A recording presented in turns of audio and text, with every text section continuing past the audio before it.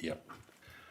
So this is the start of, or restart of hearing stream 3. We're up to day 5. Any preliminary issues that we need to address?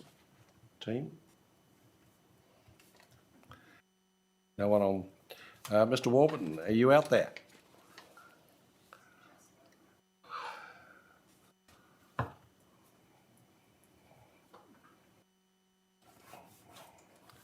Oh yes, looks promising.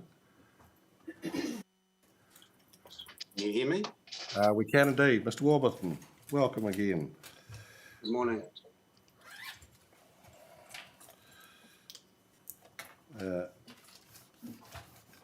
We have your statement. We have the extra email that you wanted to refer to.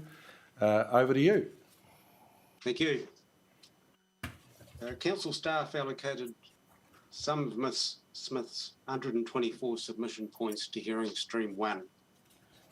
This should not preclude those same points being referred to by any submitter and considered in other hearing streams, including this hearing stream 3. Ms Smith should also not be precluded from cross-referencing any of her submission points in this or any subsequent hearing stream. Precluding these options would be equivalent to disintegrated management. There is nothing in the panel's hearing procedures suggesting preclusion would be the case. And if this is an unwritten legal principle of some sort, how would a lay submitter be expected to know? Indeed, the summary table at paragraph 66 of hearing minute 2 confirms that, and I quote, the extent of land, the subject of overlay, would be included in the matters to be considered for each topic in hearing stream 3. The panel chair in minute 10 says, and I quote, all parties were given the opportunity to comment on a draft of minute 2, including the draft allocation of topics to different hearing streams before it was finalised. Ms Smith did not make any comments. That comment is incorrect. Ms Smith did make comment about the proposed procedural management of hearings and submissions, albeit somewhat delayed. And I refer to the email that you've got from me yesterday, dated the 15th of August, which outlines Ms Smith's correspondence with PCC staff, being the hearing administrator, and it was copied into Wendy Walker, Chief Executive, and Nicola Everidge, General Manager, Policy Planning and Regulatory Services. That email includes these comments.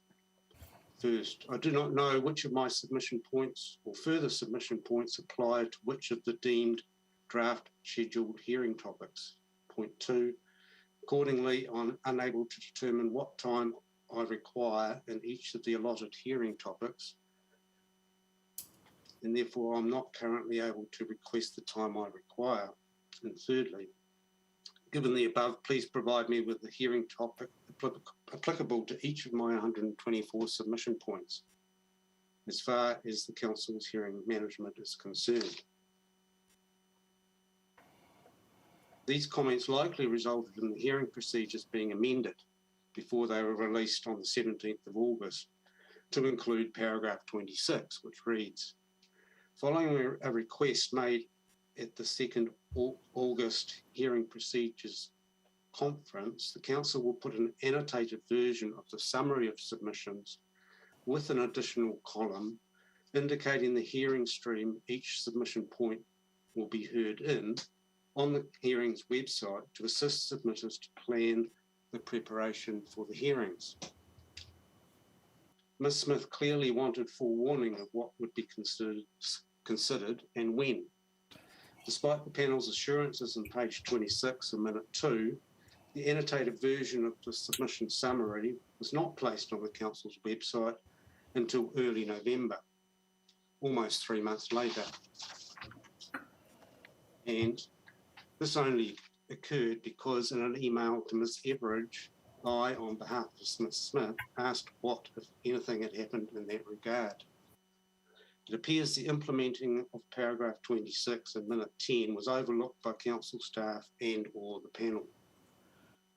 Council's portal has this headline, 5 November 21. Find out what submission points are being heard in hearing streams 3 to 6.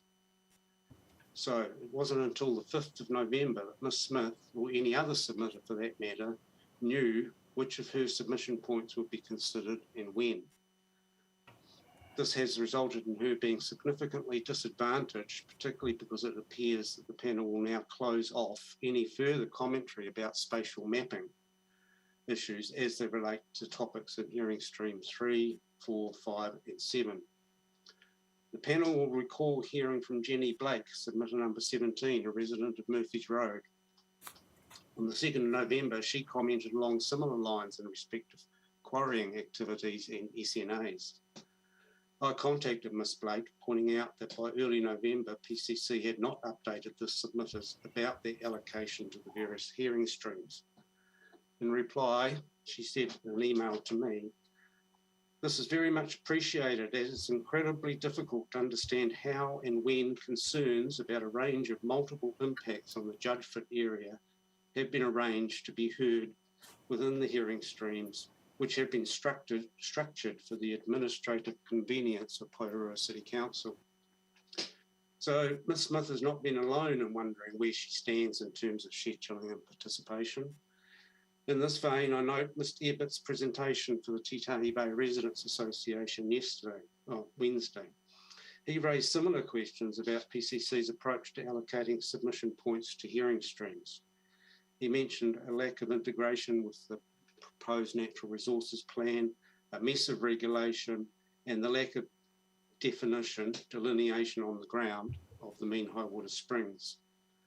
On Wednesday, the panel asked Mr Ebbett questions relating to the CMA jurisdiction in hearing stream 3 as determined by the mean high water springs. In essence, Mr Ebbett was saying he wanted an agreed delineation of mean high water springs. He mentioned clarity and certainty. This is also what Ms Smith sought. See section 6.4.12 of Ms Smith's submission. Porirua City Council and the panel has essentially relegated Ms Smith's interest in this regard to hearing stream 1. Mr Ebbett questioned why the Residents Association submission was not allocated to hearing stream 1. I think this raises questions about hearing and issue management, preferences by council staff, and what factors Porirua City Council used to allocate particular submission points to particular hearing streams. I asked the panel to consider my written statement on behalf of Ms Smith. The statement relates to 17 submission points comprising those allocated by staff to hearing stream 3, along with another that relates to district plan mapping. Further, I asked the panel to consider these and previous points made about the defects in the proposed district plan spatial mapping in the light of this statement from Mr Ian Dorr of Greater Wellington Regional Council in his evidence for hearing stream 3, and I quote, "It is important that the PDP contains spatially defined hazard maps and information that is easy to find and interpret so the plan users are able to obtain all the information relevant to a property." Deletion of one word, the word hazard, would make this statement equally applicable to the matters about spatial mapping raised in Ms Smith's submission. It is incredible that Porirua City Council has spent considerable effort and expense in determining the extent of the coastal inundation current, that's a spatial layer, but has not chosen to use the seaward edge of that GIS hazard overlay polygon, which appears to have a high LiDAR accuracy, perhaps plus or minus 100 millimetres. It's incredible that Council hasn't used that polygon, the edge of that polygon, as a proxy for the CMA boundary. In its response to my Lagoima request received yesterday, Porirua City Council's OIA file number 21-171, Council staff confirmed no consideration was given to using the seaward edge of that polygon to define mean high water springs. On the face of it, this would appear to be at odds with section 32(1)(b)(1) of the RMA, which talks about other reasonably practicable options. when it comes down to it, the outcomes for hazard mapping that Mr. Daw has lauded are the very same outcomes Ms. Smith has sought from her submission points relating to much more fundamental and more important concepts, i.e. delineation of mean high water springs, the extent of the district, zoning, overlays, and the coastal margin. The significance of these concepts as they relate to the provisions of the PDP and the RMA should not be deflated simply because council staff have conflated the submitter's feedback. Thank you. Thank you, Mr. Warburton. You're obviously reading from something. Is that something you've already given us, or is that a different prepared text? I couldn't recognise it. Like there is clearly overlap with what you've given us, but if are you able to supply, if it is a different prepared text, are you able to supply it to us? I can, yes. I could do that as soon as the presentation's over. That would be helpful.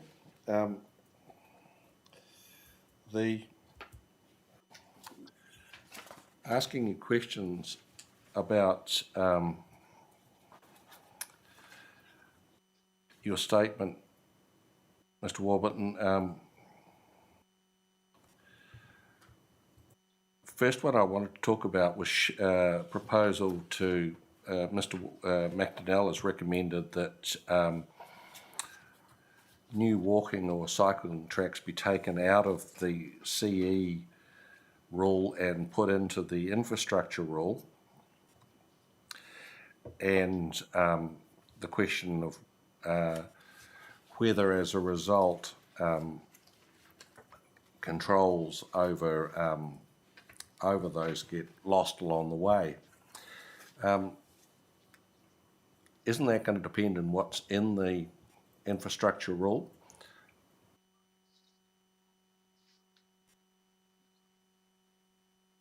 That if it's a simple transfer, then it's an administrative change. But if the substance of the rule, if the result of the transfer is that it means that new tracks are the subject of less control, that's a material change, an entirely different kettle of fish. Have I understood that right? Well, that's the situation as it is now. If the provisions relating to earthworks for cycle tracks and walkways was only governed by Infrastructure Rule R91C62, then the surface area limits wouldn't apply if the work was undertaken by Porirua City Council. I think I've outlined that in paragraph 32. Yeah, so that's the point. And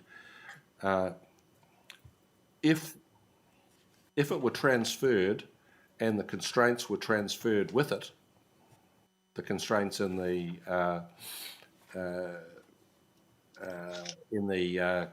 coastal environment standards were transferred with it, would you have the same problem? That's not what the submitter's asked for. The submitter being Porirua City Council. The submitter is Porirua City Council. They've asked for those provisions to be only encompassed by the infrastructure rule. Yes, but I'm asking about your position. Like, I understand that that's the result if the submission is accepted without qualification, but I'm interested in discussing with you what qualifications might be considered if it were transferred from one to the other. Well, I think it's quite straightforward. It should just stay where it is.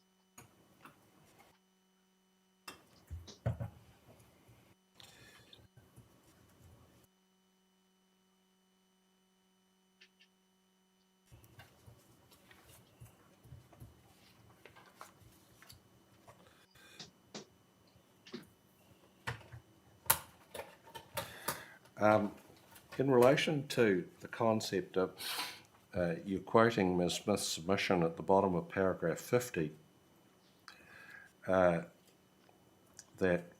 earthworks, vegetation clearance and buildings, regardless of scale or purpose, are non-complying activities. if there's no permitted standard, is the potential for absurd outcomes? So we heard, as you said, on Wednesday from Mr. Evatt about the strip of Tatahi Bay Beach that is zoned open space. If there is, for instance, a beach applied literally, that kids building sand castles need a resource consent. As I say, is there sensibly some standard? I understand the point you're making that the standard may be too great and compromise the purpose of the overlay, but does there need to be some standard? Like, sort of, I'm focusing on the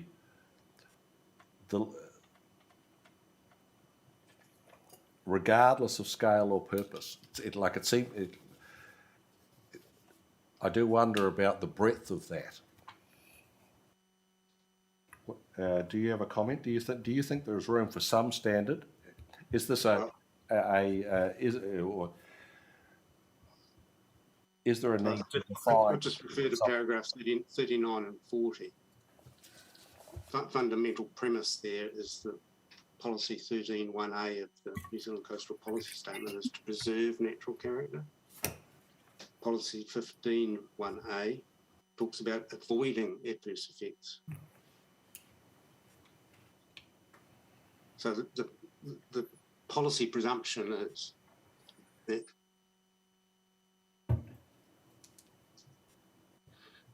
classifying certain activities as being permitted doesn't fit within that policy presumption, which talks about preserving and avoiding.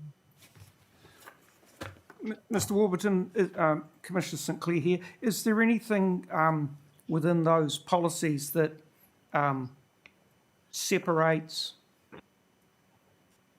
Is there a separation within the policy in terms of activity standards, in terms of where they're occurring in those areas that might be outstanding compared to areas of natural character compared to others? Sorry, I didn't follow your... So is there something in those, the coastal policy statement, in terms of policies 13 and 15, is there anything in there that might separate out that the avoidance of all adverse effects for outstanding matters compared to other activities where the natural character or those natural features are not outstanding? Or is it one that applies to all? Sorry, I still don't get the question. Do you have the coastal policy statement in front of you? No, I don't. Okay. I can't take that any further. Thank you. Mr. Warburton, I understand your point that the coastal policy statement appears to have environmental bottom lines, and of course that's what the Supreme Court have told us in King Salmon. But isn't it a matter of evidence as to what's incompatible with preservation and avoidance and what isn't? And I suppose, where's the evidence that a small level of earthworks is incompatible, as you put it? There would be a judgment call via a consenting process.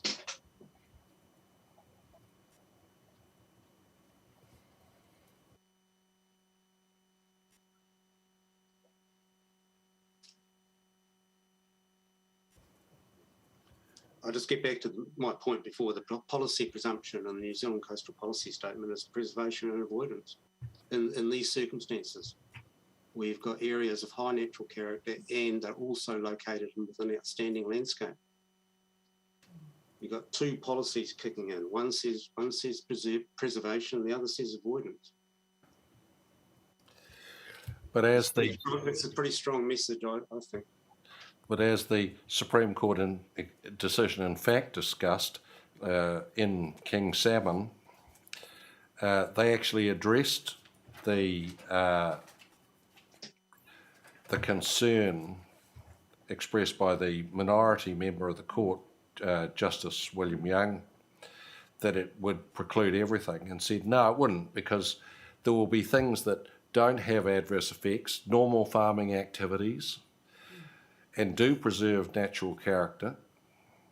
And that was the basis on which they were, the majority was comfortable with an environmental bottom line. So it's sort of, is it irrespective of scale as a matter of fact?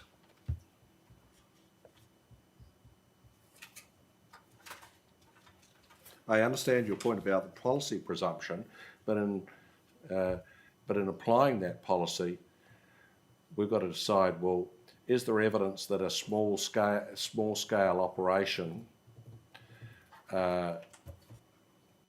would in fact be necessarily contrary to that policy?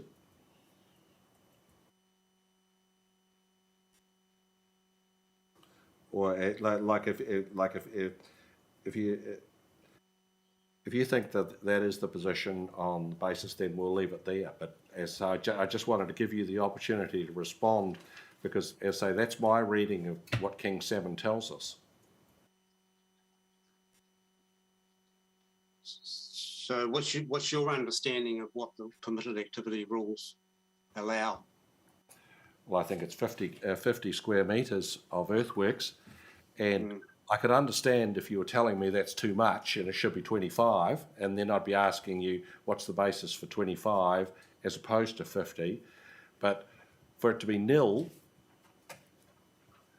well, I think you've got to ask the council officers where's their proof that the effects of 50 is acceptable in terms of the policy direction in the New Zealand Coastal Policy Statement. Which are preservation and avoidance. I don't think the council officers have done that. Well, I did ask the council officers that question, and they gave me an answer that they, in their view, they thought it was consistent. That we've got that on one hand, and then we've got the other aspect, which is the council has made a submission essentially wanting no surface area limits on earthworks in the high character, natural character areas. They want that taken out and put into the infrastructure rule, the effect of which there would be no surface area limits. So that the two don't, you've got Mr. McDonnell apparently saying 50 square metres is okay, but then Porirua City Council, a submitter, has asked that there be no limit. Well, that's no limit for new tracks. And is that a different issue though? Because that comes back to the point we were discussing. It's one thing to shift it. It's another thing to say that there's no limit. And I understand what you are saying about that. I'm not sure that you've said it specifically, but the inference is clear that there definitely needs to be a limit for new tracks, because like a track could be, well, it could be 3 or 4 metres wide. But that's not Mr. McDonnell's opinion. Well, that's right. But Mr. McDonnell doesn't make the decisions, that we do. And that's why I'm asking you for feedback on what the limits should be. Well, it's a pretty arbitrary and pointless. Yeah, there's no simple resolution to that, is there? All I can say is that I think whatever's in the plan, it should take cognizance of the policies in the New Zealand Coastal Policy Statement, which I don't think currently there's been any recognition given to those policies in any of the planning analysis. Well, I would say you could put that higher. Take cognizance is probably understating it. My understanding of the legislative instruction is that we must give effect to those policies or implement those policies. So I think that, as I say, you're probably understating the position. Yeah, I was,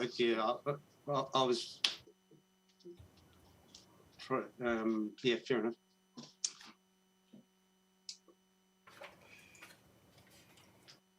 And the last question I had for you was about the point about notable trees. You're discussing at paragraph 12 of your statement that about Ms. Smith's submission not including any exotic trees not endemic to Porirua unless they have significant historical cultural value, and you've drawn our attention to a PCE report about weeds affecting native ecosystems. Is there a difference between trees that might be classified, exotic trees, however large, that might be classified as weeds, and exotic trees that are not weeds? I think the point here is that there was no analysis in, as far as I can see, in the documentation relating to notable trees to determine whether or not the trees might be weed species. Fair enough.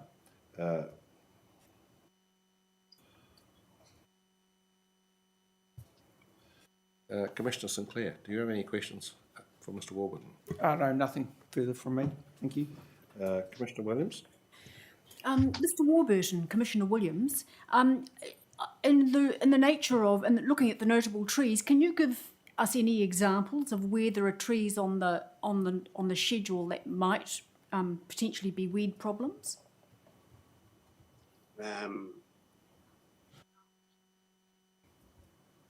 Just as a layperson, I'm not an ecologist or a botanist, but to me, and there's quite a few Norfolk Island pines listed as notable trees,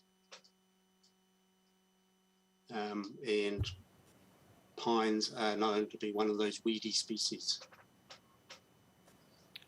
Yes, I suppose that is true, that Norfolk Island pine is not an actual pine species, but I just wondered, I mean, for example, there are Porirua on that schedule. Would you regard them as being a weed species? Yes. Okay. So you're not familiar with what actually is scheduled and what percentage of trees might pose problems in terms of their ecology? Well, as I said, I'm not qualified to say that. Okay, thank you. Commissioner Pomare? No questions from me, Mr. Warburton. Thank you very much for your submission. That's all from me, Mr. Warburton. But before we leave you, I should say that I was reading Ms. Smith's Stream 4 memoranda before I came out to the hearing, and I'll hopefully be able to give you an answer on the questions you've posed, if not this afternoon, then on Monday. Thank you. Thank you, panel. Thank you very much, Mr. Warburton. That's it for us.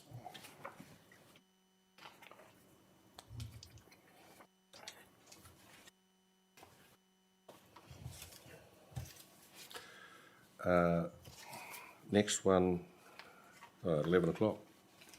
Oh, well.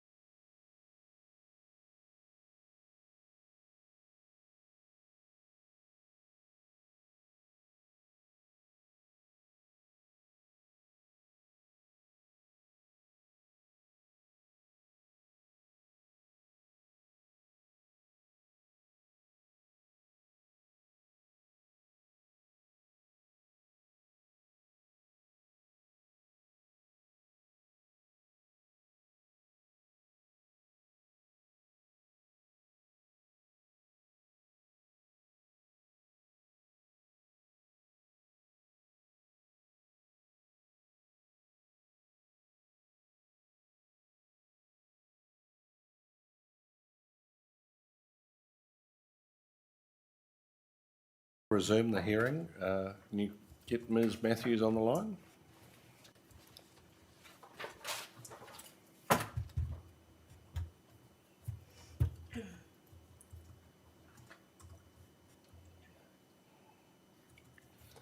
Hello, Ms Matthews. Welcome to our happy gathering. Thank you. Is Ian Dorr on the call as well? He is indeed. Why? I just can't see. Oh, is that Mr Dorr? I can see Mr Hickman. We're still waiting for Mr Dorr. Oh,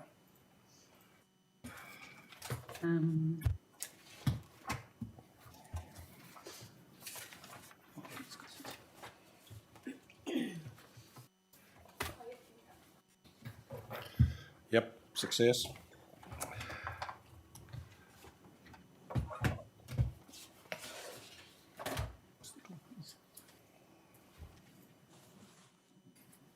all right. Can you hear me okay? Yes, we can indeed. Tēnā koutou commissioners, e te hau kāinga, Ngāti toa rangatira, ka nui te mihi. Kia koutou mō te tuku kōrero, ki te kaupapa nei. Nō reira, tēnā koutou. Greetings to you, commissioners, and to Ngāti toa rangatira, just acknowledging their submission to this process and hearing stream. So to start with, I'll briefly introduce the Greater Wellington team for today. So call for Matthews Tukawenga, it's just you all again. With me is Dr. Ian Dorr, who's a Senior Policy Advisor for Hazards and has provided evidence on the natural hazards provisions. And Mr. Matthew Hickman, Manager Environmental Policy, will be available to answer questions. Thank you for the opportunity to again speak to Greater Wellington Regional Council's submission. I'll provide a brief overview of our thoughts on hearing stream 3, and then hand over to Dr. Dorr to talk to his evidence. But again, we intend for the bulk of our time today to provide you with the opportunity to ask questions. There are 17 submission points and 25 further submission points from Greater Wellington in hearing stream 3. Across the range of topics, there are no substantive matters that we disagree with the officer's report's recommendations. And this reflects the significant amount of work that Porirua City Council has undertaken with our experts to ensure that the provisions are well aligned with the regional policy statement for the Wellington region. Dr. Dorr has provided evidence in support of our submission on the natural hazards provisions.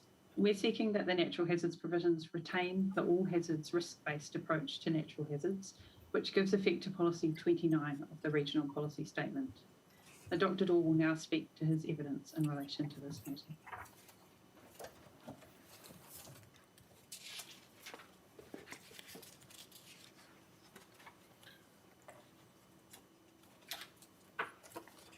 That's fine. Dr. Dorr, you out there? I can't seem to hear you.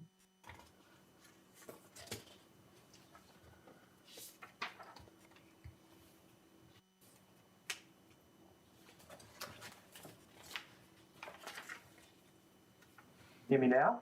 Yep, yes. all good. Right. We're used to Teams and the Zoom has got a few other tricky settings. My apologies for that. Kia ora koutou, as Lou said, my name is Ian Dorr and I'm a Senior Regional Natural Hazards Analyst at Greater Wellington. And I've been working for many years with our TA partners, including Porirua City Council, to undertake and commission research to better understand our natural hazards in the region, of which we are subject to the full gambit, barring maybe volcanic eruption. And one of the big parts of this work has been working collaboratively with planning teams to develop policy approaches about how we can manage those hazards in an RMA context. And I think the inroads we've made in the last 10 years have been huge in terms of understanding the hazard scape and how we've developed some of the hazard risk management approaches. In my opinion, these are really bearing fruit now, and we see in the Porirua plan a real cutting edge of that approach to in the region. And it's an approach which Wellington City Council is picking up at the moment as well.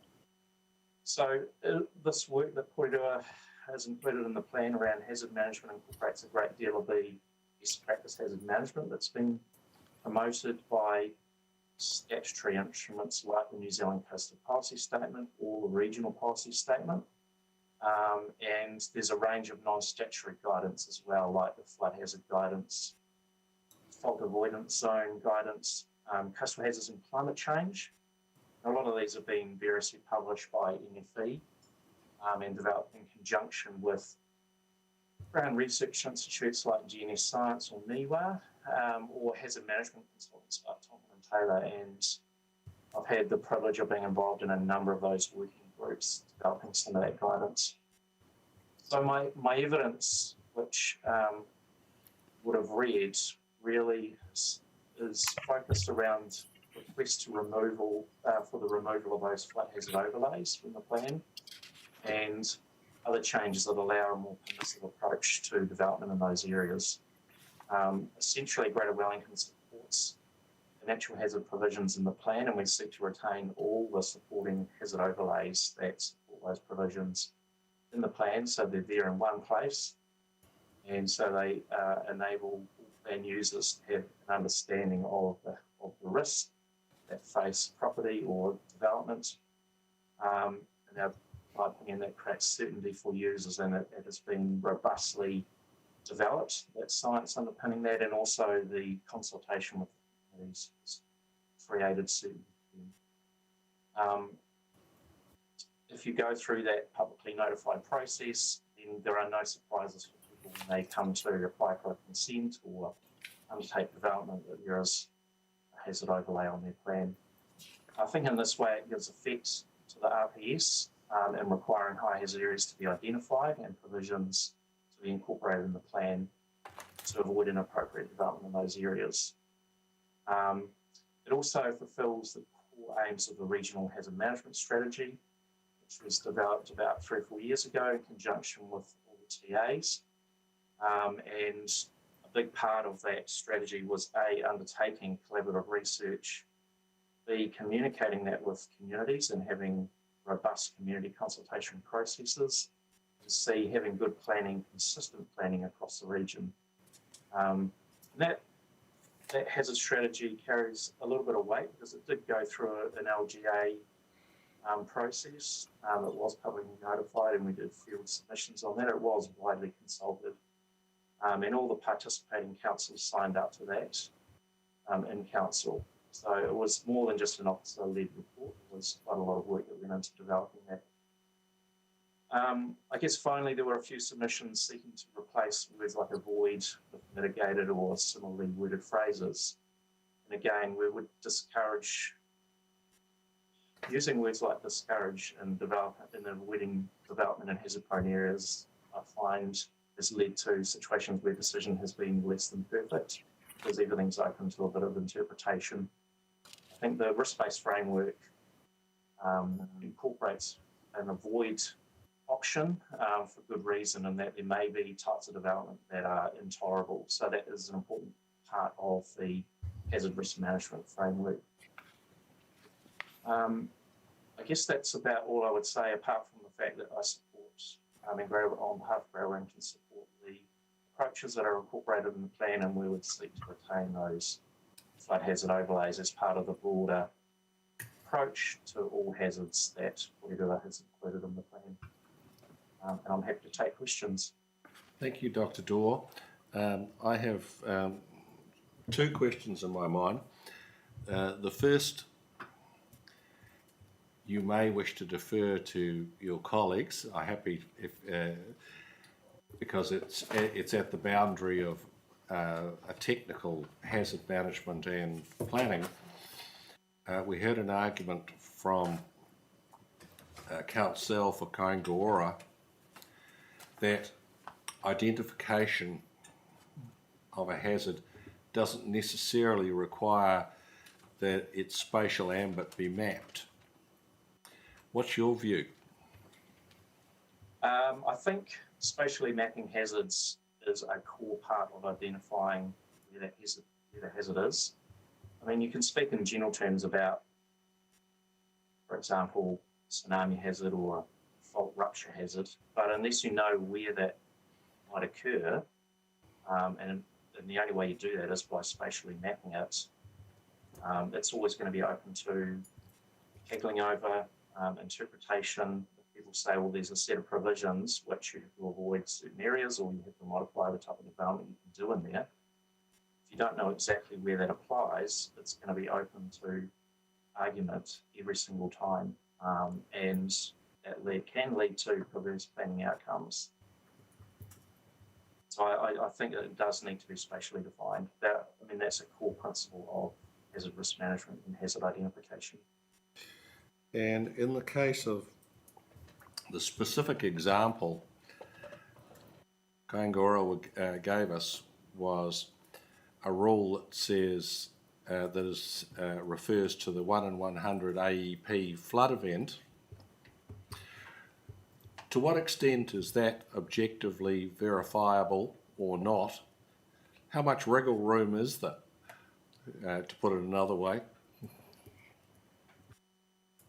How much wriggle room is there in interpreting what the 1% AP? Yes, if you don't have a map. Oh, okay. So when it comes to, I'm not an expert on flood hazard modelling, but I understand the basic underlying principles. But when you are mapping a catchment, you have and this is what we've been doing in our region, you have a good understanding of all the main streams and tributaries flowing into the main branch of the river. We have an understanding of the rainfall that can occur in the catchment. We understand the underlying topography, the slope aspect, what the soils are. And then we, in many places, have longer-term records that might extend for 20, 30, 50, or even more, 100 years in some places. So we have a good back catalogue of previous flood events, and often they're documented about where that flood what that flood extent has been. So when it comes to statistically analysing what a 1% AP flood is, we have a reasonably good understanding of that. And of all the hazards in New Zealand, flood hazards we probably have one of the best understandings of, because it is one of the most frequently occurring and costly natural hazards that we have to deal with. So there's been an enormous amount of work over many years undertaken by outfits like NIWA and by regional councils collecting data, building digital terrain models of catchments, and undertaking modelling on the basis of what known previous rainfall events have been and what could potentially happen in the future. So I think there is a pretty good understanding of flood hazards. So when we talk about a 1% AEP of flood, you would be 90 to 95% comfortable that that is the size event that can occur. I would say, like all models, they're only an approximation of reality, and you won't find any modeller that's saying that their model's 100% perfect. When you do weather forecasting, you're modelling what may happen in the next 24 or 48 hours. There's always a little bit of the front arrive at 12 o'clock or at 5 o'clock, for example, and it's the same in any type of hazard modelling. There's a little bit of a wriggle room, if you like, but we're 90 to 95% there for something like flood mapping. And I know you could always improve and get more granular detail, and you could spend the rest of the next 10, 20, 30 years doing that, but there's something called the diminishing law of returns, and you get to a point where you can spend a lot of money and effort to gain a few extra percent certainty, but at some point you have to call it and decide that this is significantly robust and good enough to go into a planning context. Question I asked Council for Kaingora, is there one approved statistical method for assessing the 1 in 100 AEP? The underlying statistics are the same. A lot of it comes down to the quality of the data that's going into it. Like all modelling, the outputs are only as good as the inputs. So it will depend on what the historical record is going into that. But statistically, there's a limited and accepted range of ways in which you can calculate that. But you'd have to probably talk to an actual flood modelling statistician to get a better answer than that. And is there one accepted model? For flood hazard mapping? Yes. It would depend on the quality of the input data. So you can do things like basic one-dimensional modelling that will identify an extent. You can go to two-dimensional modelling that might give you flow velocities, and then you could go to more detail that'll give you flow velocities and depths, different flow directions. So there are different scales of modelling that you can undertake, and the degree of modelling you can undertake will depend on the amount of data you have to input into it. Thank you. Commissioner Sinclair? Thank you, Dr. Dorr. Can I, in your evidence paragraphs 20 to 23, just about the regional natural hazard management strategy,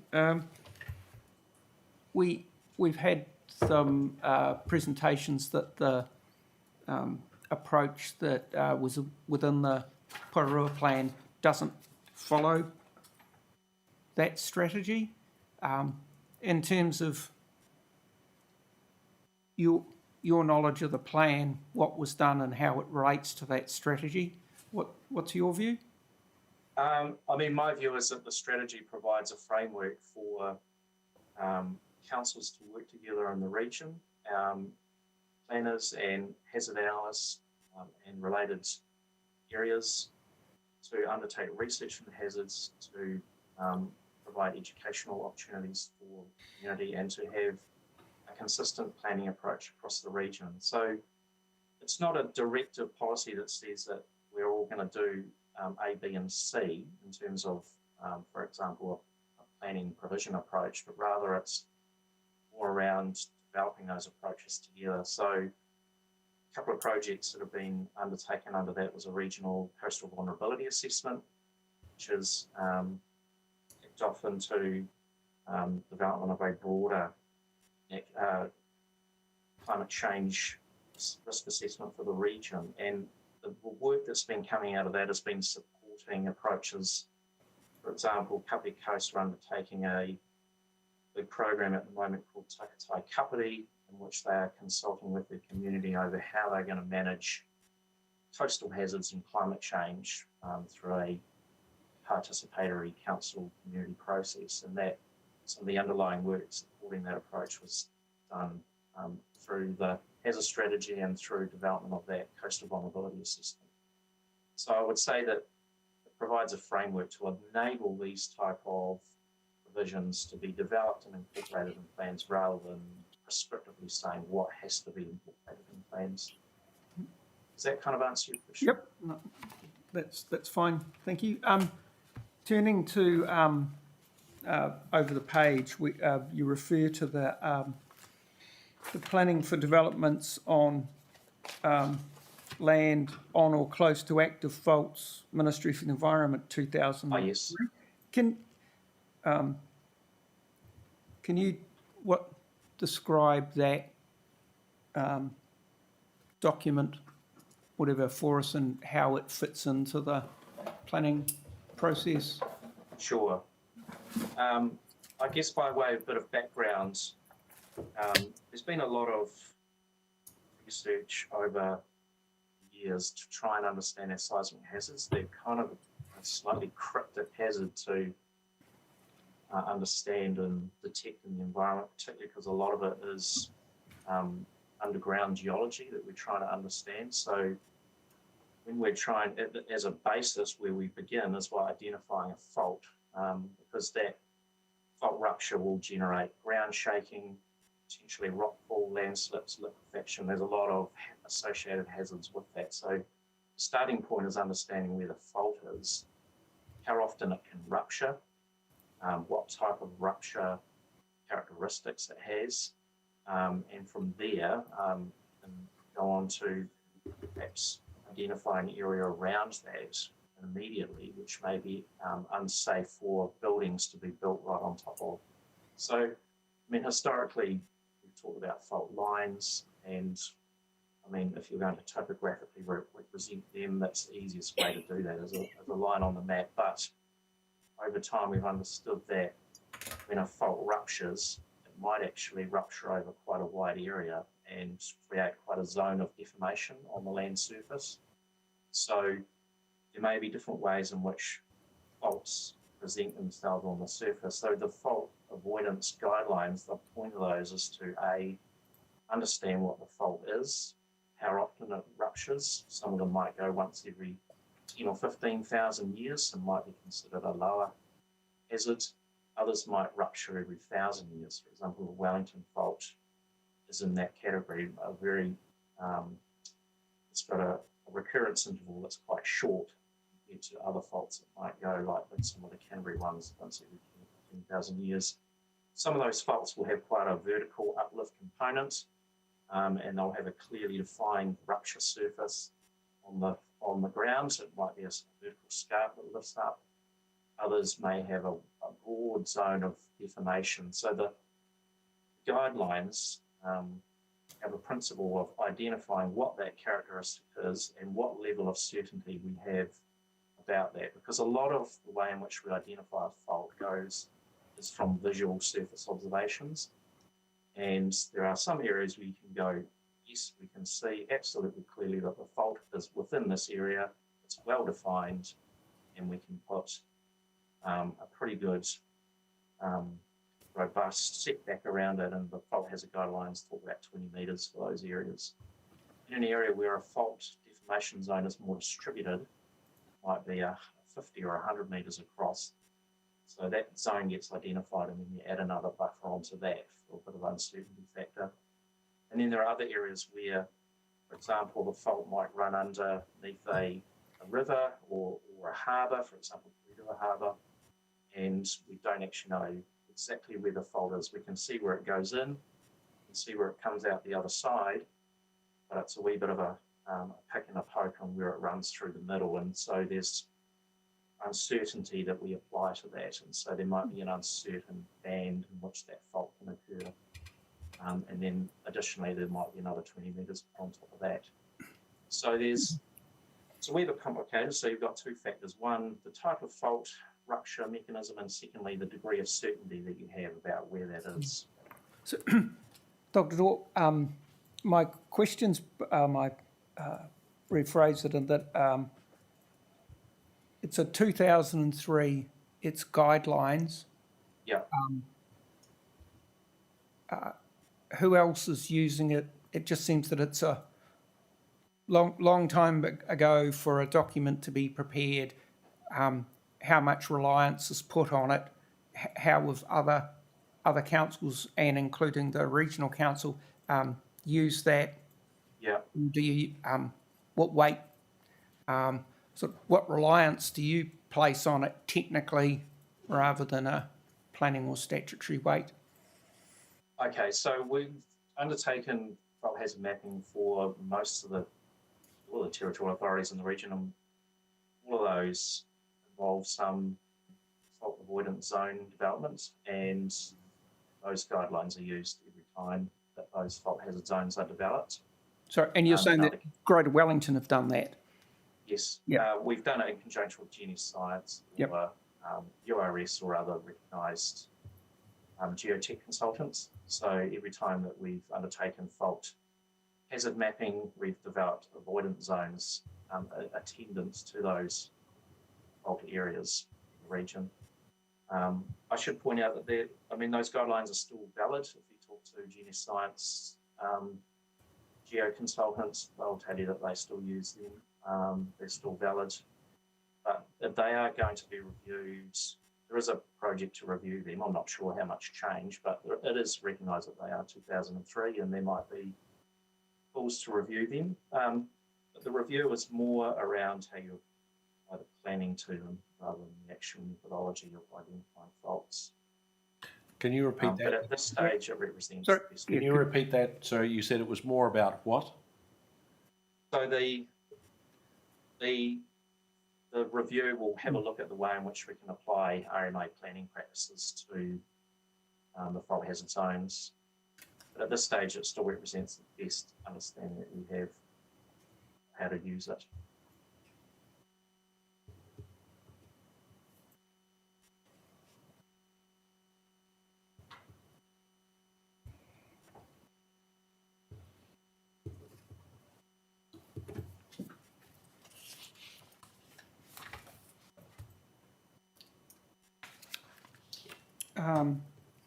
think that's pretty much it from me. Only one thing to clarify.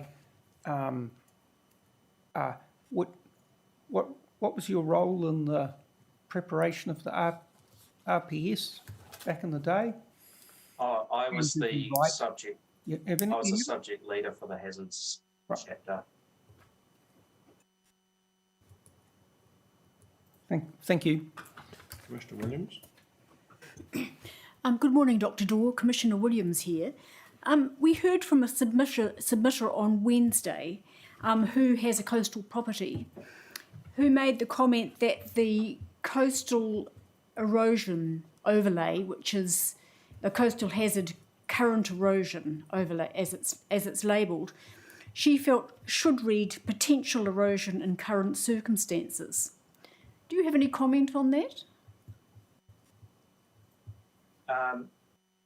Was the submitter getting at that it may change in the future, so that it's potentially got an erosion hazard now, but it might not? The submitter has a property which was the subject of a focused report that identified her specific property as currently accreting rather than eroding. So her comment was really directed that the one-size-fits-all overlay on the plan was not, I suppose, fair to properties that were currently accreting. Right. I guess I have to have a look at that exact property to know what the situation is. But the point I'll make is that in a coastline, you can get short-term hazards, erosion hazards, and they may be driven by storms. And then there may be a period of accretion as the beach recovers from that.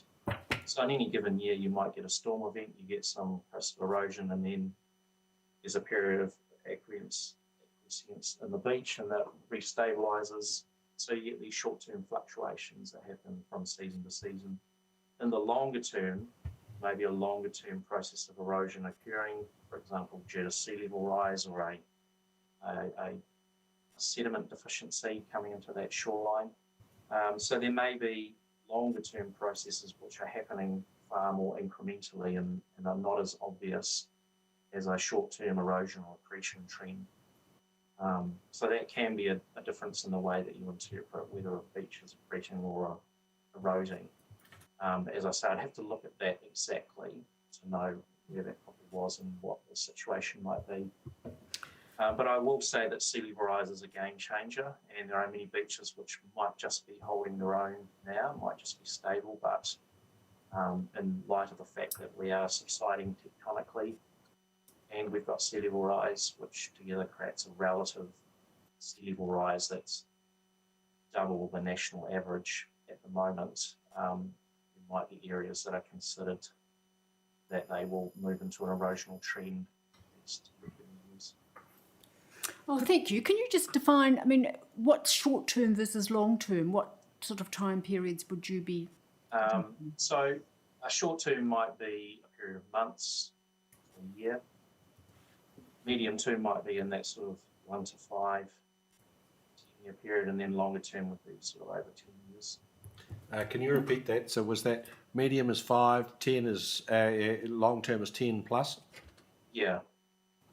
There's it'd be give or take a year, but that sort of time frame is what we're talking about. Dr. Dorr, you also just mentioned that tectonically the region was doing something. Sorry, again, could you just repeat what that was, and if you're able to provide any more detail as to Sure. what you mean by that? So we're tectonically subsiding. The whole region is, the land surface is dropping down. The reason we know that is that we've got continuous GPS network, which is run and operated by GNS Science, and that's been operating in the region for over 20 years. And that shows that there is a long-term trend of the ground subsiding at rates of about 1 to 4 millimetres per annum. It's higher on the Wairarapa coast, but still ranges in the order of 1 to 2 millimetres for the western part of the region and around 2 millimetres for Wellington. And there is also a global satellite network, which is measuring the ground surface at many locations around the world, including New Zealand. And I'm working with a project at the moment, researchers under the Deep South Challenge out of Victoria University, and they are looking to develop a tool which can access that satellite data. And there's some quite amazing, like astonishing results coming out of that. So those satellites are flying over and measuring the ground surface on a weekly basis, and they confirm that trend that GNS Science has picked up with its GPS network.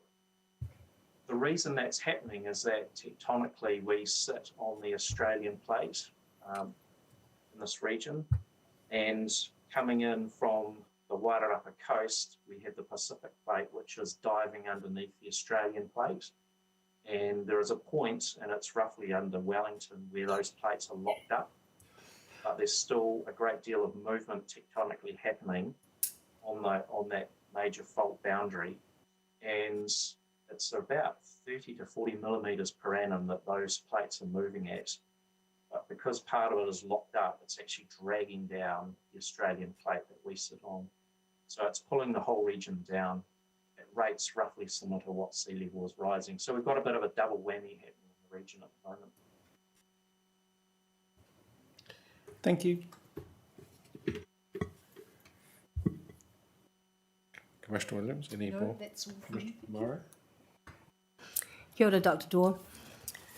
Thanks very much for your evidence. I'm just sitting here pondering what you've just said and contemplating whether it's even worth asking you any more questions around natural hazards. I do have a general question for you on sea level rise, but it relates back to the Regional Council's original submission. I'm not sure if you're familiar with that one that was provided by Mr. Hickman. There's a section in there that deals with natural hazards, and at paragraph 26, it talks about Greater Wellington's support for the use of different scenarios for mapping the potential impacts of sea level rise. And I just wondered whether you would be able to please clarify what's meant by the different scenarios for mapping sea level rise.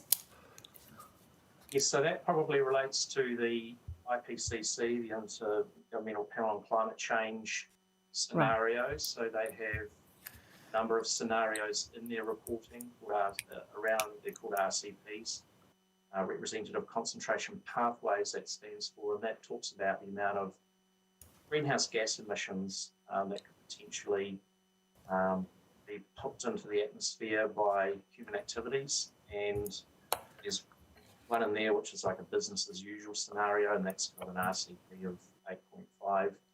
There's a couple of in-between scenarios that depend on us making some cuts to our greenhouse gas emissions, and there's a low-end scenario that assumed that we would all be taking massive cuts globally. So those scenarios talk about the way in which those release of those greenhouse gases will continue to warm the atmosphere and the ocean and have an impact on sea level rise. Because half of all the sea level rise is simply from warming of the ocean. So the amount of heat that's being generated as the globe warms, a big proportion of that is being absorbed by the ocean, but at the same time, when you heat a substance, it expands. So half of that's just from the ocean. The other half is mainly from ice sheet melting. So the degree of sea level rise that we get will be partly contingent on what scenarios play out over the next 20, 30 years. Oh, thank you for that explanation. I was wondering, because this particular paragraph goes on to then refer directly to the RPS Objective 21 and Policy 51 relating to climate change. I was wondering whether you could clarify the extent to which those scenarios have underpinned, in your view, the development of provisions around natural hazard management in the PDP, and therefore the extent to which the PDP is consistent with that particular objective and policy of the RPS? Oh, well, I think a lot of the work, and I've been out in the field with Jim Darm, has been looking at coastal erosion hotspots and areas that get affected now. And that type of thinking is very much in the minds of the researchers and the consultants as those areas have been developed. And I think if we look back to the question about from a submitter about why there might be some accretion happening now, whilst it's been identified as a potential erosion, and that's closing that loop is probably what's partly happening there. That there's been a view to what's coming down the line with sea level rise. Yes. I think it's intrinsically incorporated into the planning approach that it's been included in the post-district plan. Thank you very much. That's helpful. Thank you, Dr. Dorr. Going back to, sorry, wait for it. Not quite. No, Doc, you responded to the chair's question earlier about the identification and whether that included mapping for very different types of hazards. Are you able to give us any examples of where hazards have been referenced by text or wording, but the identification as the RPS has it is not translated into maps? I would struggle to think of an example where any type of hazard provisions don't have some sort of spatial mapping to have them referenced to.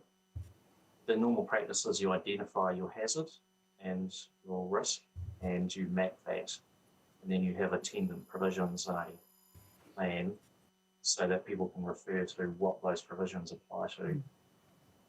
I'd have to do a bit of digging around to probably find, I mean, there might be something that 20 years ago in some of the first generation plans, but the best practice has imagined as it's been developing over the last 10 or 20 years has been certainly to have mapping, identify that spatially, and then you have your provisions apply to that.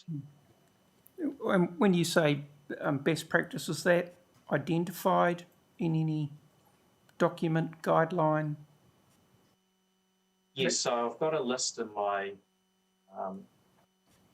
submission to you of just an example of some of those documents, and they provide methodologies for understanding your hazard and risks and how you incorporate those in your plans. And then, So the general practice is to map them. yeah, and do those particularly reference mapping, do they? There's mapping in them, yes, absolutely. Like, for example, the fault avoidance guidelines we talked about earlier. Yes, yep. About mapping those. Okay, no, thank you. Ms. Matthews, I think that's it for Dr. Dorr. Do you or Mr. Hickman have any concluding comments? No particular concluding comments. Just wanted to say thanks again for your time and for your rigorous consideration of Dr. Dorr's evidence. Good discussion. Thank you very much, Ms. Matthews, and thank you to the Greater Wellington team. Appreciate your feedback and your contribution. Thanks very much. Thank you very much. Thank you. And thank you to the.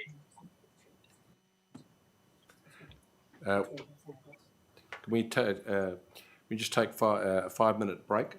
Is that Mr. Clark? Mate? If you could just give us If you just give us 5 minutes, Mr. Clark, we just want to confer about something. We'll be back to you momentarily. Thank you.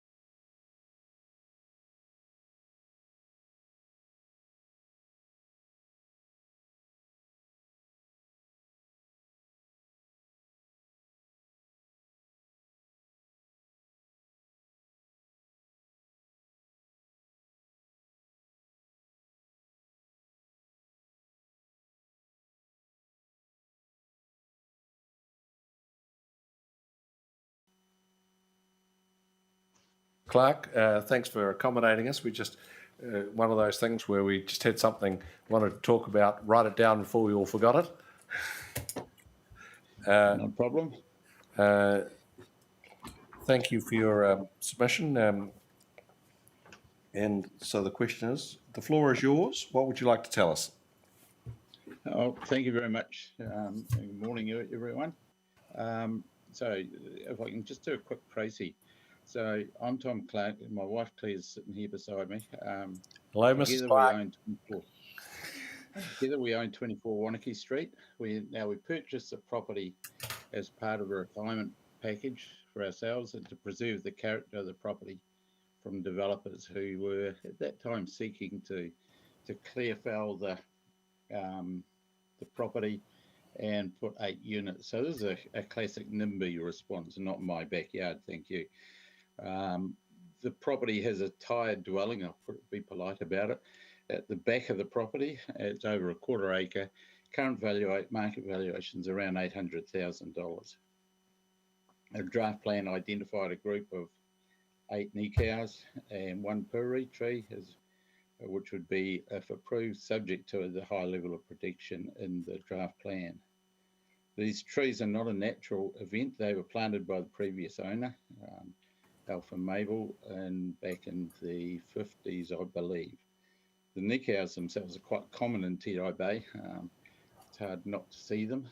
If you go to the shopping centre, there's a line of them. If you go, numerous properties have them on there. Puris are probably less common. But the trees were planted just to beautify the property and retain the stream banks. It's just in the way we all develop and want our properties to look good. As indicated in our submission, the trees straddled the bottom third of the property from boundary to boundary, and their scoring as notable trees was really a result of their multitude and their age. They have no intrinsic historic value, conservation value, or endemic value, amenity value. They can't be seen generally from the road. There's very few people would know they're there. The puri is now being described as having declining productivity, and the nikau's are just lucky that they have no one has addressed them, and there are undrained springs on the property which keep it quite wet. So it's the nikau seedlings have been taken over the last, 4 or 5 years by the council to seed and to plant elsewhere around Whitireia in particular. And we ourselves pull out hundreds of nikau seedlings every year, so they're not unique or rare in the area. You'll be aware we provided what I call a shotgun submission. We challenged any provisions which would hinder our ability to extract value from the property. We're not experts on those, and we understand those have been traversed with the arbor specialist right. So getting to the guts of the matter, our fundamental opposition issues are the lack of contact. The trees are not really notable, and you cannot take private property and deny owners their value. During the development stage of the plan, we received no correspondence or advice from the council at all as to their intentions. The Arbor Lab evaluator approached neither us nor our tenant for access to the property. No one approached or contacted us, and it was only in August 2020 that we were advised of the proposal and of the notable tree proposal. At that time, we requested a meeting with the council. We were visited by 2 planning staff who made it clear their scope was to listen, not engage. Our submission again requested discussions with council. Hasn't happened. All we got was a visit, and as a consequential was the council and their visitor and their advisor doing the section 42A report. We put an OIA request for all information relating to the property and communications, and that showed that total lack of communication. That is, the absence of contact is lamentable, and a sad indictment on the way the council's handled this business. the trees are not really notable in the sense that they're there, they're not unique, they're not rare, they just happen to have grown there. They're not visible from the road, they're not known to the community, they're not valuable species, they're not rare, they're not uncommon. You can buy 3 metre specimens from $1,000 each at the local, at numerous garden suppliers.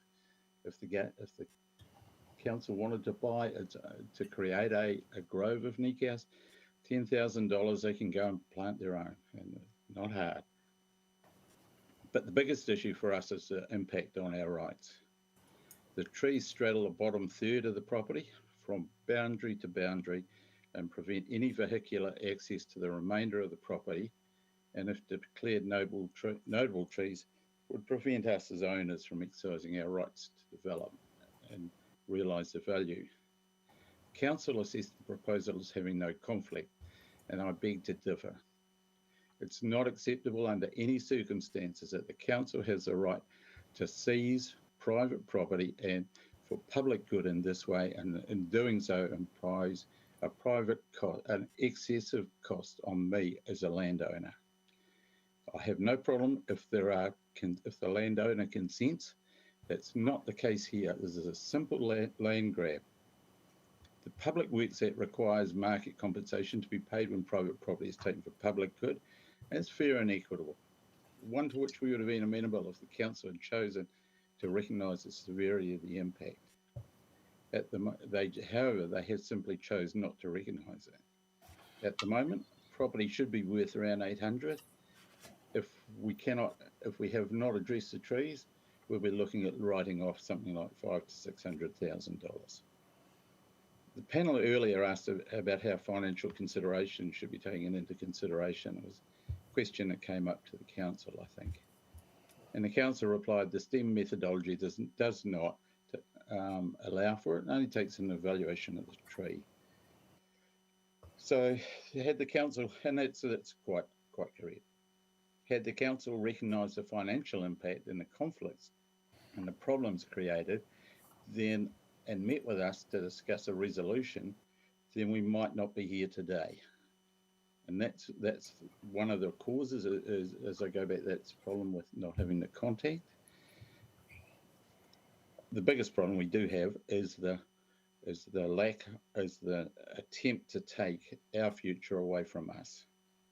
Moving forward, I've removed 2 of the Nikas on the southern boundary, and I've pruned the Porirua in order to provide access to the remainder of the property for development, and we are in discussions. Section 42A acknowledges changes or recognise them, and removed those 2 Nika and 1 Porirua from the status of trees.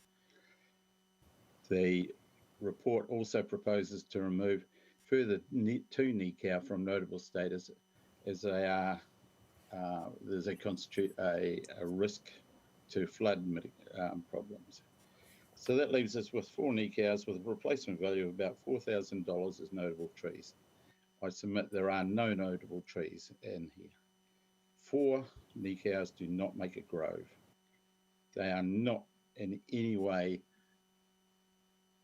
outstanding examples. They just happen to have grown. So what's the future of the trees? We appreciate the bird life. We have tuis, keru, fantails, kingfisher, morepaw, and as well as the usual raft of birds that come in the area, the English birds imported.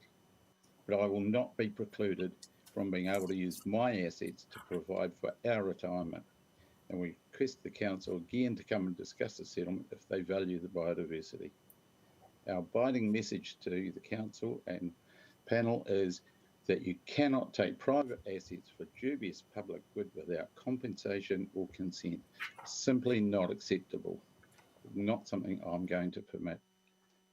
And I'm ready to take questions. It's the only statement I'd like to make on it at the moment. Thank you. I think we understand exactly where you're coming from. Commissioner Williams, would you like to go first? Thank you, Mr. Clark. I've read your submission and it's very detailed and provides a good picture.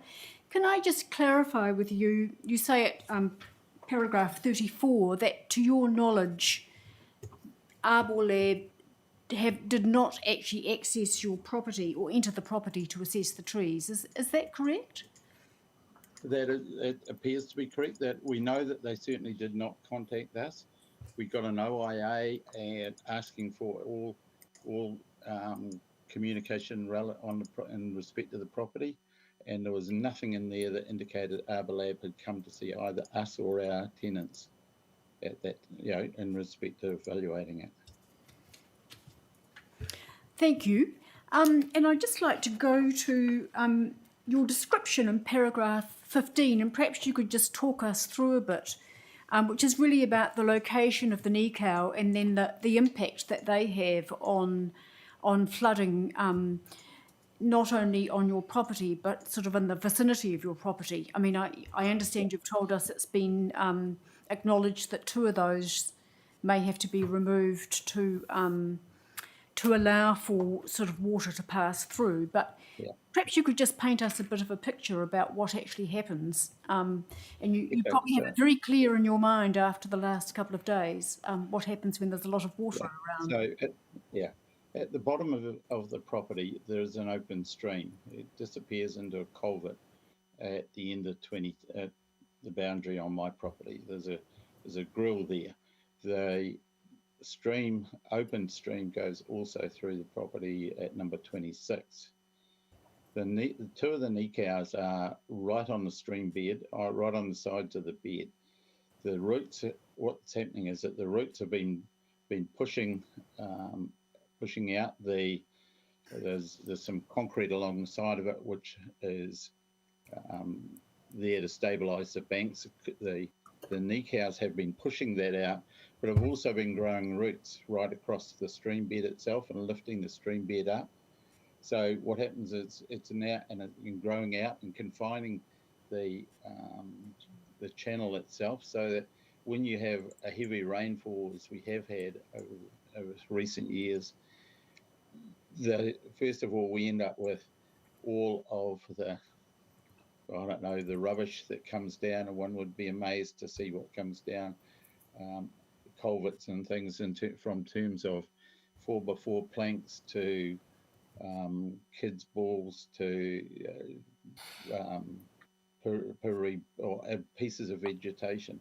They all build up on the grill, and it tends to back, and therefore the whole thing backloads anyway. So you end up with, it then just spills out. The culvert can't take it. The grill gets blocked. The water can't get to the culvert. Water goes out onto the street, goes back up the lane to number 28 and across the road into Wanakee Street and further down into Richard and John Street.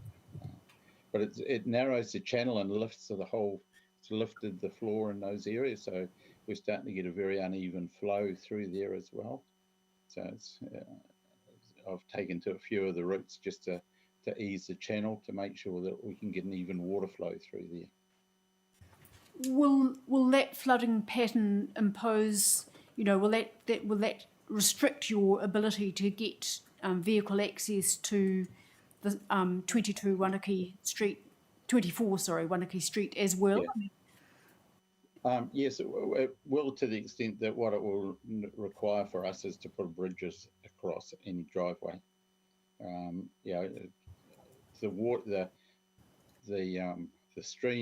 The road itself to the west is higher than the property on the right, on the other side. So we will have to put a bridge across that when we do develop that. That's part of what we're looking at. Right, thank you. Thank you. Commissioner Palmari, anything from you? Kia ora, tēnā kōrua. Thank you both very much for making yourselves available this morning to speak directly to the panel. And thank you for your submission in the very detailed way in which you've described the concerns that you have with the notable tree policy. You've indicated that since making your original submission, you have been in discussions with the council, and we've heard that. That's incorrect. We have requested discussions. I have never had an engagement discussion. The most we have had is council came and listened I and went see. away. There was no engagement as such. Oh, I wouldn't see. term that discussion. I see. So did I hear you refer to the removal of a couple of the Yes. yes, and the Nico and the Puriri, and No, the Porirua was pruned, not removed. okay, from the, so I must have misheard. I thought you said that they'd been removed from the notable tree status. Yes. They have. Yes. Yeah. Okay. Yes. The two Nika and the Porirua have been So they have been. recommended for. Okay. Yes. They've been recommended for. That's right. They've been recommended. And did I hear you also say that the council have agreed or in the process of perhaps discussing with you the removal of a further one? No. No. Okay. No. The council have no. Thank you for that. So it's the two Nico and the Puriri that have been recommended for removal from the notable tree designation. And two also on the stream bed. Yes. Okay. Thank you. Particularly. And so and the reason justification for that is to presumably to alleviate potential flooding issues. Would that be right? Yes. Okay. Yep, indeed. And so I think now I've got this right, that I heard you say that there were 4 remaining Nico. Yes. Yes, okay. Porirua is remaining as well. And the Okay. Puriri, but the four Nico are still they're still remaining with the notable tree status intact. Okay. Yes. And so presumably those ones are further inside your property and away from the stream area? Yeah. They are away from it. One of them is probably 18 inches away. Whether you call that as away, I don't know. I tend to think it's sitting as much a problem to what might be the channel and the flood risk. But yeah, the other two are sitting something like probably 6, 8, 10 meters away, further back up the hill. Ah, okay. I think I've got the aerial photograph with the insertion of the location of the notable trees on your property on page. Yep. Yep, you've Yes. got that. Page 6. Yep. Yes, that's it. Yep. And that bigger one, I think, is the Puriri, isn't it?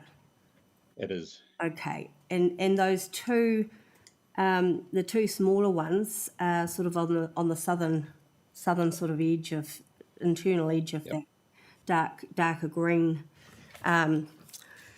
polygon, or however we describe that, are those the Nico that you were just referring to that are some meters away?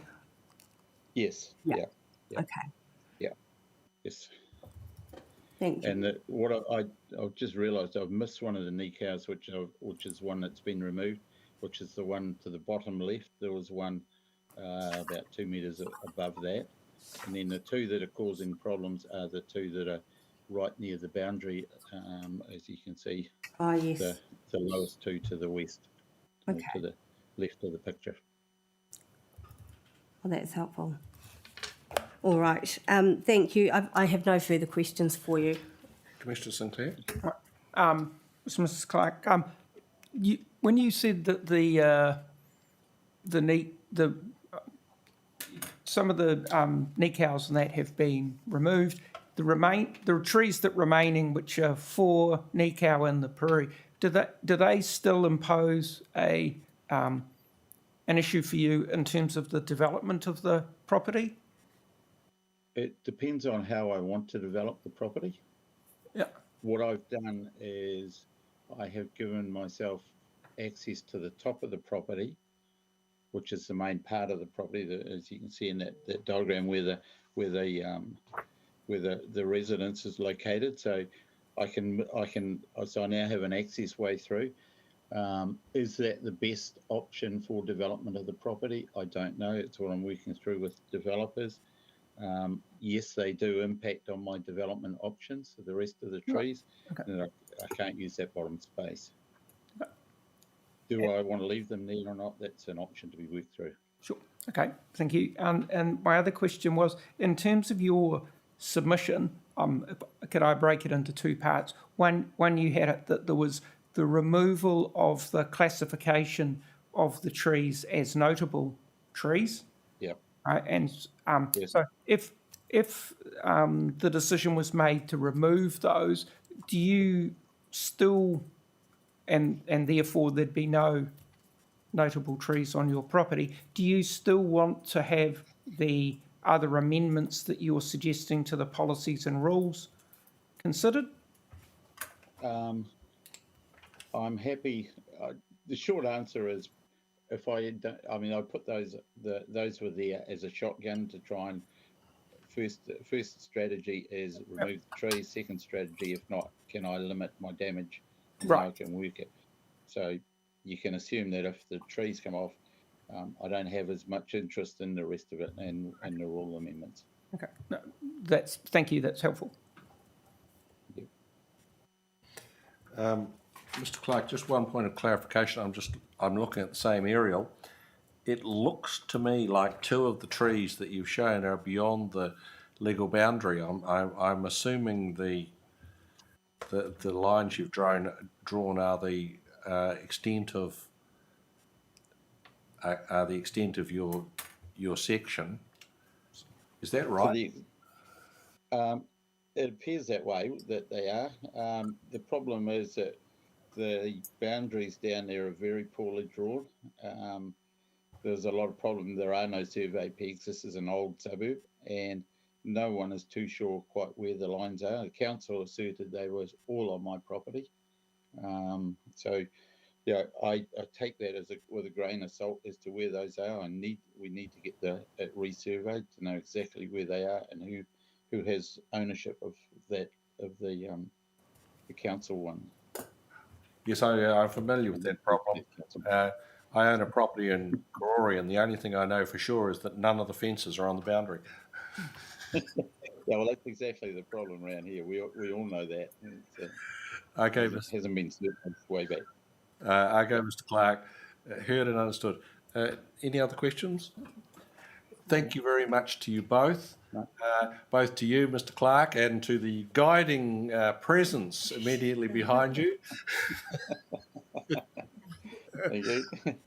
Nice to hear from you both. Thank you for allowing. Yeah, thank you for allowing us to be heard. I mean, these are really significant issues and real heavy impact on us. We understand. Yeah, I'd love if you could urge the council to come and talk to us so we can factor in to our development options how we might be able to achieve a better outcome than what might otherwise happen. Heard and understood, Mr. Clark. We appreciate your contribution and your time. Thank you very much. Thank you. Is Mr. Gallagher online? Yep, here. Mr. Gallagher. Good morning.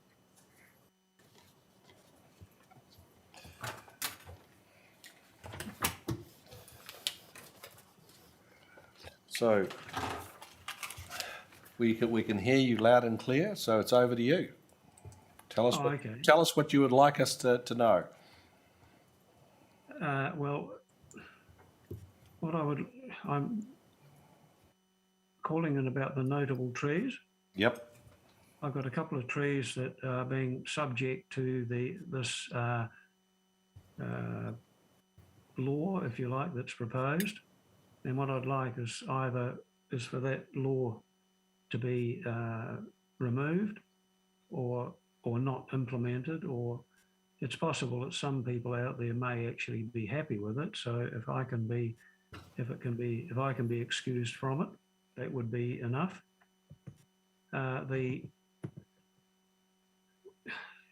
The fact is, I'm not intending to remove these trees, so my submission is just one based on principle, basically, and it's involved, as they say in the trade, it's about takings, and I'm just trying to wonder what exactly this is aiming to fix. You know, what's the problem? That this is the solution. It seems a bit more like a solution looking for a problem.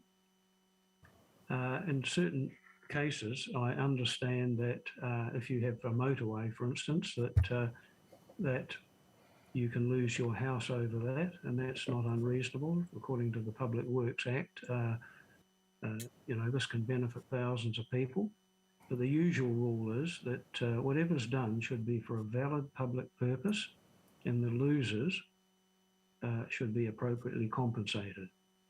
So in this case, we're talking about my loss of property rights and the associated reduced enjoyment of my property and the potential loss or reduction in value of the property. You may think that's an overreaction, but before I bought this place, I rang the council to check whether these trees were protected. They weren't, so I went ahead and bought it. If they had have been, it's hard to know, but I may have walked away or I may have offered a lesser price. I'm also not aware of any investigation that's been done of a cost-benefit nature to establish what the valid public purpose of this proposal is, and also to analyse the costs and the benefits. The benefits, I'm not quite sure what they are. The costs certainly fall on me. Now, if it goes ahead with the Porirua City Council as a part owner, then I do have some other questions. Will they share liability if any of the, well, in the past, my property is next to Windley Ave, and a number of branches have actually fallen onto Windley Ave. And as a result, what I've done had not too long ago, well, a year or so ago, was had some maintenance done to tidy that up. So hopefully that's all under control at the moment.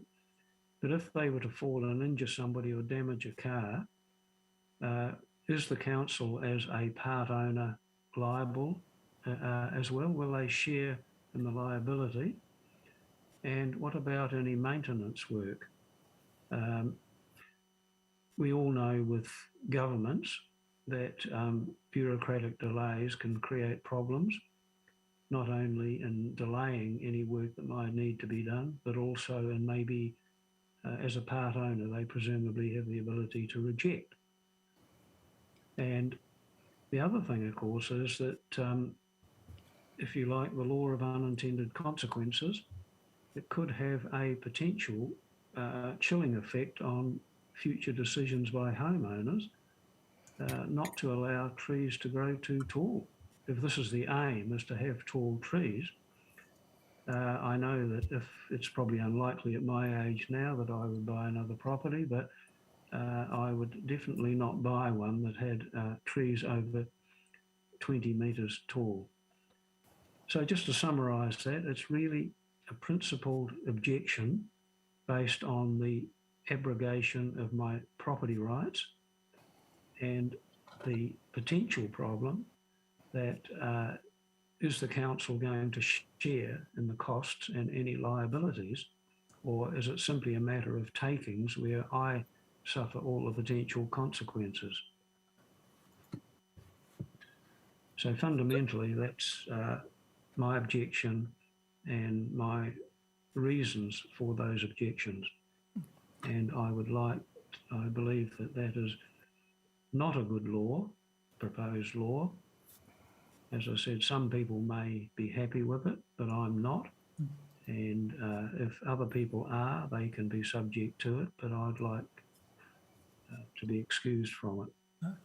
So could I ask a quick so Mr. Gallagher, could you please clarify for us, sorry, what you meant by that council would, and when you were talking about liability, that would council recognise it's something about part ownership? Could you clarify for me what you mean by part ownership in relation to this matter? Well, now that the council, I must admit this, having studied in economics, the definition of property rights. So I haven't researched it, but there is a number of things that make it up, 5 or 6 things.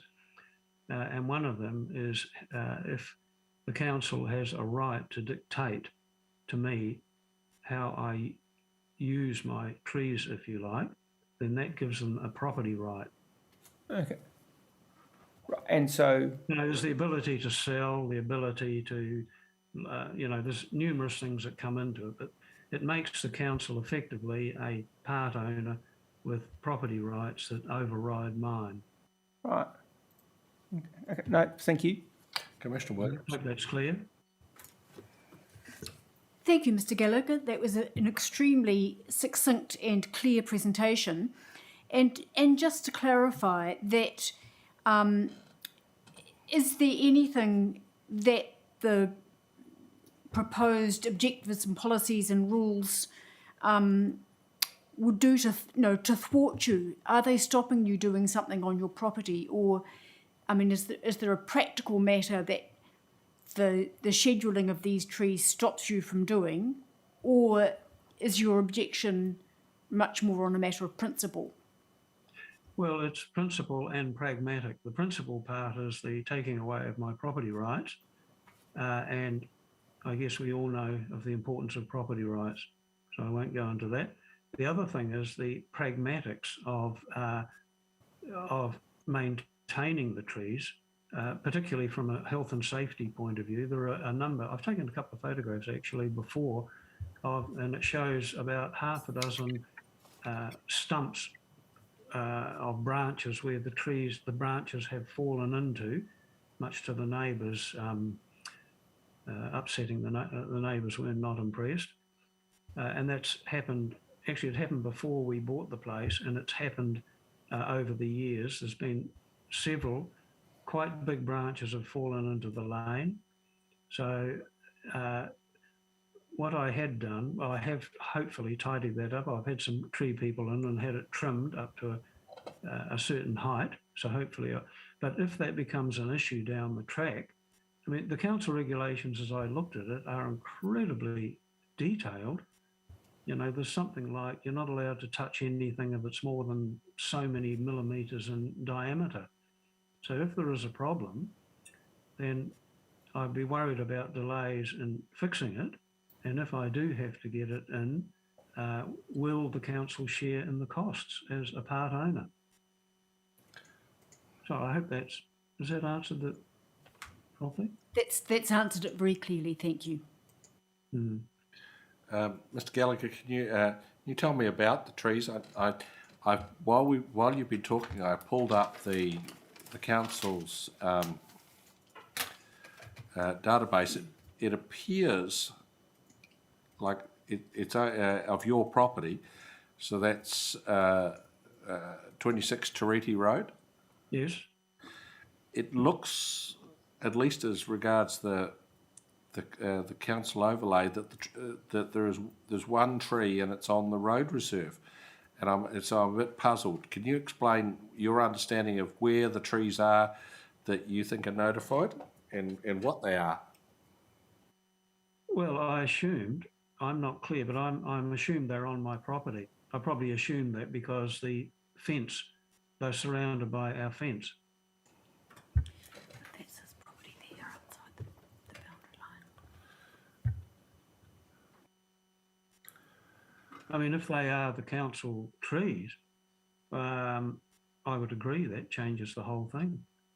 It means that any injury or whatever is the council's responsibility, and so on. Yeah, I'd agree with that.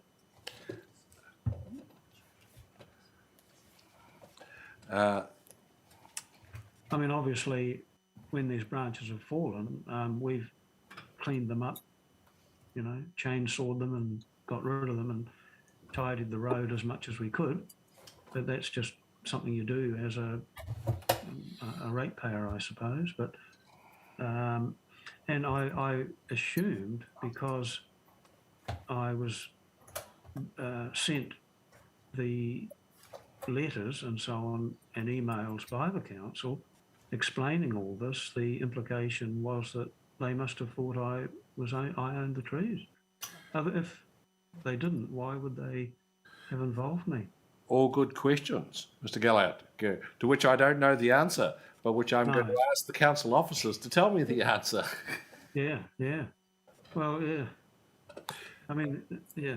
The only thing is they are, as I said, I'm not intending to chop them down anyway, but they are, well, yeah. I don't actually know exactly where my property boundary ends. I just assume that the grass out the front is the council property, and if it's inside my fence, then it's my property. Not correct. Have you got a diagram there that seems to override that? Well, as I say, I'm a bit puzzled, but I'm going to ask the council team to explain that to us. In the schedule, which is in Appendix 5, it has down that the location and legal description of the property on which the trees are located is Lot 1 DP 165338, which is 26 Porirua Road, so it's listed in the plan, in the schedule, as being on Mr. Guller's property. I suppose it might be a matter of fact of whether it is or it isn't. Yes, there appears to be a mismatch between the schedule and the plan maps that superimpose on your schedule. But leave us to figure that out, say in consultation with the council team, and we'll see. So we've taken on board your submission. Nothing further from me. I think that's it for us. As I say, there seems to be a loose end that we need to follow up, but you've given us the material that will do that. And when you, the next thing you see will probably be the poking through the system is the council reply, which will hopefully have the answer as to whether there is in fact one or more notable trees on your property, or whether they're on the road reserve. Yeah, I suppose, well, there's two that they're talking about. One is obviously nearer the fence, the front fence, than the other. So even if it only involves one tree after your investigation, my submission still stands, of course, on that one. Understand. I'm stating the obvious here, I guess. Yes, just for the avoidance of doubt, I understand what you're doing, and I both understand what you're doing and agree that that's a prudent thing from your point of view. The same description, but they're different units.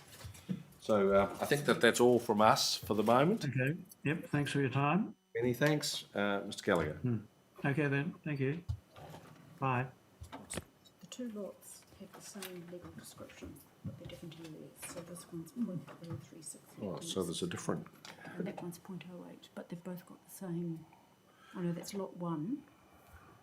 No, lot 1, that's lot 5. So it is this one here. So there is a. So if I put the notable tree on. There's two titles for the.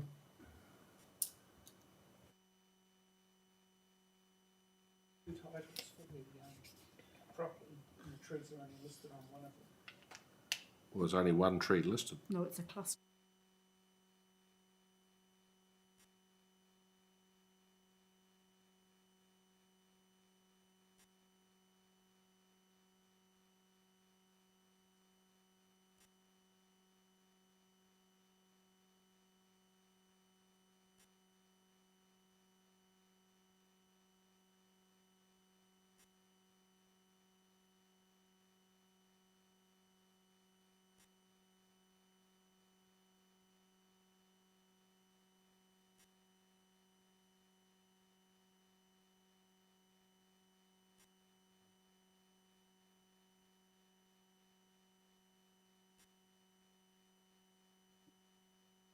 But I'll write that down.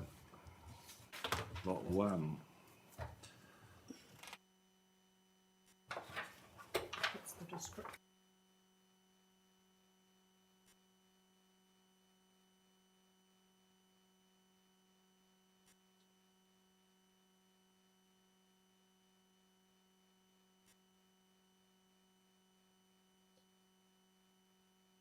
Waiting for Mr. Partridge.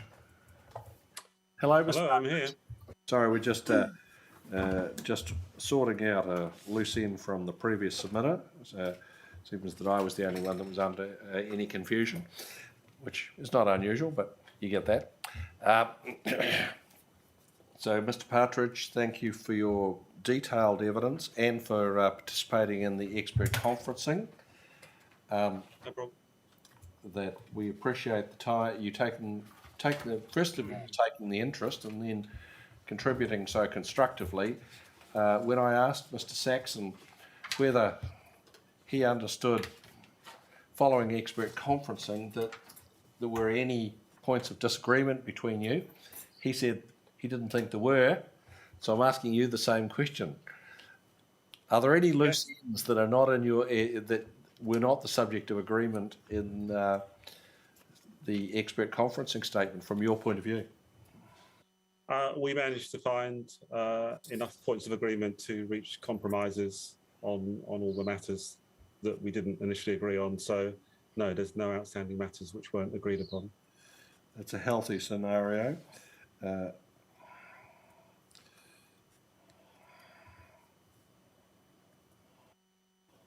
So what would you like to talk to us about, given that state of affairs? I thought I might just, I watched the discussion you had when you spoke to Mr. Saxon. And so I just thought I might just initially just briefly pick up on a few points. Certainly. And then you could just ask me some questions as you need to. Nothing, not a problem. Please proceed.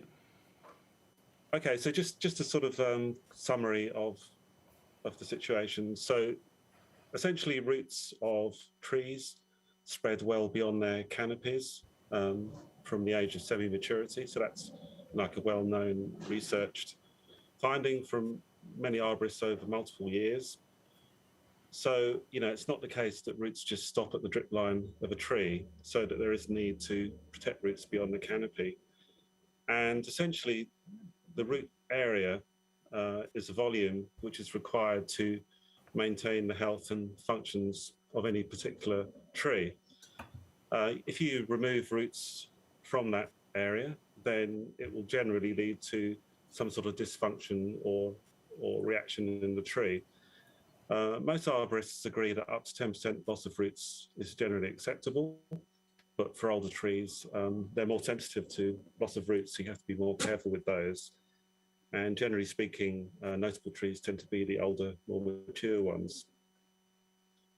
So the issue of root loss is not just confined to that alone. It's also due to the fact that when roots are often damaged through things like open trenches, when surfaces are put in, they're often torn and ripped, and they're left to dry in the sun for a while. And so what that does, it causes the tree some issues in terms of decay and dysfunction within the xylem, and also opens the tree up to infection from fungal spores, which can cause slow-acting decay and death of the tree. So there's two issues here. One is loss of roots, and one is, you know, damage to roots and potential ingress of decay fungi. So when you think about a tree, you know, essentially, usually works to the canopy of a tree are undertaken by an arborist, and that arborist undertakes them carefully in regard to their training to limit any decay which might occur. But because roots are covered by soil, you know, it's a harder exercise, and often that's undertaken with a digger, you know, which isn't the best thing. So you often, if you look in any typical urban area that you might know, you'll often see trees which are kind of clearly suffering. You know, they're either moribund, they're not surviving well, or they're stressed, or there's dieback in the crown. And the average age of a street tree internationally is around 35 years. And the reason that's so low is generally because of damage which occurs to roots below ground. So, you know, with our notable trees, with our best trees, wherever they may be, what we want to do is to manage those according to best practice, so that ideally, you know, they survive into maturity and old age, because they're our best trees, and we're trying to encourage more urban tree cover. So in terms of the district plan rules, there's really two issues in relation to protection of roots. One is the extent of the RPA, so how far it extends, and the other is, you know, the allowance for permitted works within that area. So the reason, you know, we want to have a reasonably large RPA is because if there's something like a subdivision or construction around a tree, then we want to make sure that the construction activities don't get too close to that tree and don't damage roots inadvertently. So it's essentially a kind of precautionary area that is set. And in that precautionary area, it gives the council some control to prevent damage to that tree. And so generally speaking, we don't want the RPA just to extend as far as the canopy, because that can lead to all sorts of problems in terms of root loss, but also, you know, having buildings positioned too close to trees, which just causes future anxiety for homeowners. So the other issue is what can happen within the RPA of a tree itself, so permitted activities. And generally speaking, what the council is really seeking to do is trying to prevent things like new paths, roads, upgrades, services being put in, which can cause inadvertent damage to tree roots. So generally speaking, it's not really the homeowner of a tree in a garden that, you know, the permitted activity rules there are trying to prevent damage to a tree. It's generally, you know, construction activities where people don't have a high level of arboricultural knowledge and can damage roots. So just in summary, I hope that just helps a little bit with the background and some of the conversations I picked up, and I'm happy to answer any questions. Thank you, Mr. Partridge. That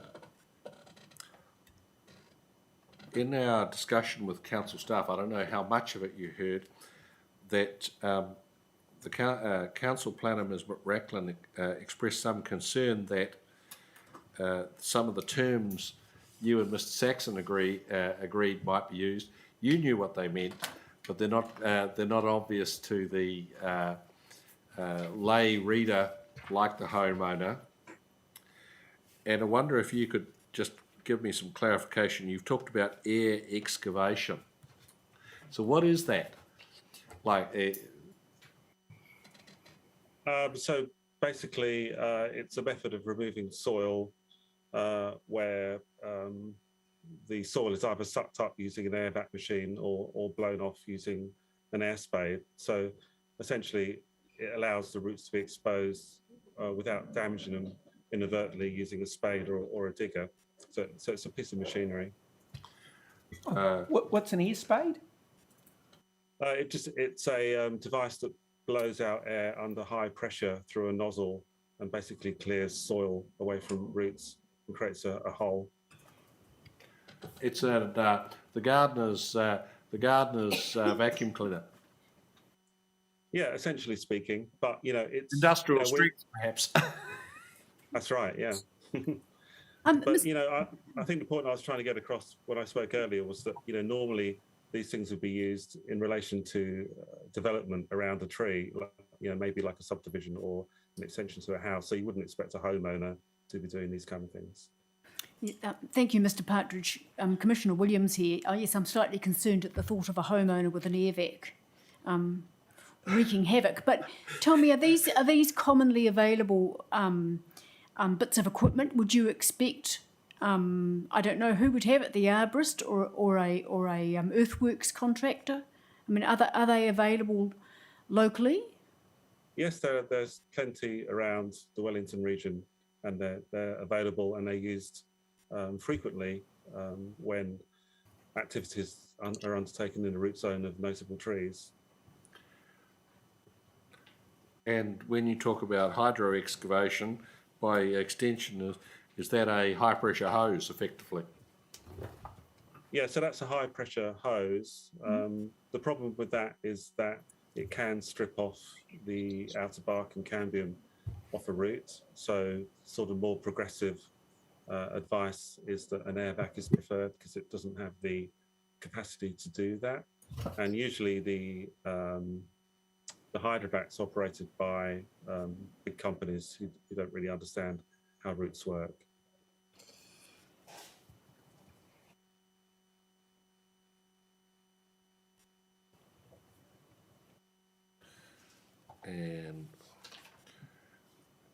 And directional drilling, I think I understand, is that where you start in one place, go down, and then across, effectively.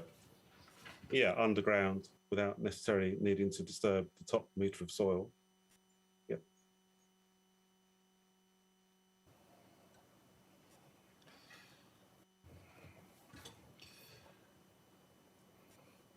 And the question I asked Mr. Saxon, that ask you, that as a result of your conferring with him, you now got 3 methods of determining the root zone. And one of the things we were discussing was whether that's unduly complex, and if you would have fewer methods, if you would have one, which would you choose? And what's your view? Yeah, so I did write something about this in our joint evidence, that my preferred position would be to have the 12 times stem diameter method used on its own. The reason that I compromised was, to try and get that over the line with the understanding that it wouldn't do any harm from a technical point of view to have all 3. But I do agree with you and confer what Mr. Saxon said. It is quite clunky having 3 methods. I know Mr. Saxon also was of the view that if only one method was to be used, he would be happy with the 12 times stem diameter method to be used, as opposed to the others. Arboricultural evidence and research has shown that the 12 times stem diameter method is a better mechanism to estimate the volume of roots required by any particular tree. And there is a danger using the canopy extent method that insufficient amounts of roots are protected, particularly when trees become old. Their height often reduces and they become quite wide. And in that situation, the drip line or half height measure is only protecting up to the edge of the canopy, which isn't ideal. So from that point of view, the 12 times stem diameter method, which is allometric, that's to say, it's taking account of the girth of the tree and the size of the canopy and the amount of roots as it develops, is the better method to estimate the actual volume of roots required to support that tree. So it's a bit of a complicated way of saying, yes, I support the 12 times stem diameter method, and I prefer to see that used on its own, if Mr. Saxon agrees. Commissioner Williams? Mr. Partridge, I'm just looking at your joint witness statement and the little caveat that comes at the end about if you've got a multi-stemmed tree. And I suppose it seems to me it's getting quite complex. I mean, in your experience, how do property owners with a notable tree on their property, how do they know when they're getting into territory, when the works they are thinking about might start to impact on the RPA? Would you expect them to be interpreting the standard here? As I was sort of saying in the beginning when I spoke, I think in nearly all situations when these kind of calculations are required, it would be when there's a development occurring close to a tree, and probably not something that the homeowner is undertaking. So the homeowner shouldn't really need to be looking at this, and arborists are well used to using this method of multi-stem diameter estimation because it's in the international standards. And really all the homeowner needs to know is, what is permitted and what isn't. And it's up to the arborist to advise them if necessary on the size of the RPA. As long as they know what is or isn't permitted, then, it isn't necessarily essential for them to be able to work out what the RPA is. I mean, one option would be to not have the multi-stem conversion formula in there and just assume that arborists using it will know how to use it, which should be the case if they're technician arborists. But it is there in the international standards, the formula for multi-stem trees. And if it's not used, then effectively you're underestimating the size of the RPA because you're not taking into account the actual mass of the tree. Right, thank you. I think that's... Commissioner Sinclair? Commissioner Murray? Nothing from you, yeah. And nothing also from me, Mr. Partridge. As I say, we appreciate you taking an interest in the process. I think you've made a valuable contribution, and we certainly appreciate it. Thank you very much for hearing me out. Thank you. Good luck. Thank you. Thanks. That concludes the hearing of Stream 3. The panel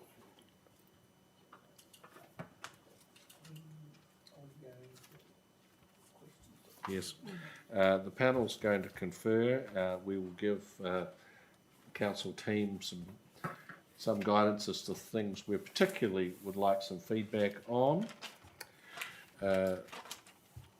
Madam Hearing Administrator, can you please email Mr. Gallagher and say that after he went off the line, we got to the bottom of his situation and identified that the identified trees are indeed on his land, and will proceed on the basis that his concern remains live. So we will confer, we'll issue a minute, and we'll go from there. Thank you one and all, and we'll adjourn to Stream 4 when Commissioner Williams will not be with us.